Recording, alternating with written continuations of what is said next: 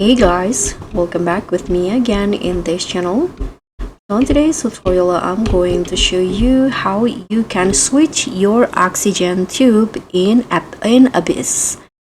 So if you bought a brand new tank but you're still running out of air, one of the most common mistakes in Abyss is buying an upgrade but forgetting to actually equip it or switch it. And here I'm going to show you exactly how you can switch from your starter tank to the normal tube or the pufferfish tube. So in here you can just go back to the Forgotten Dome, and after that here you can just click on your inventory, click on this little button at the top left corner.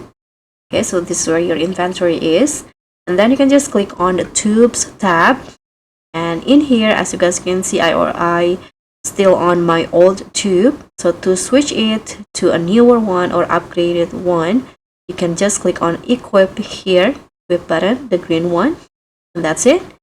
Now your tube has been upgraded or switched.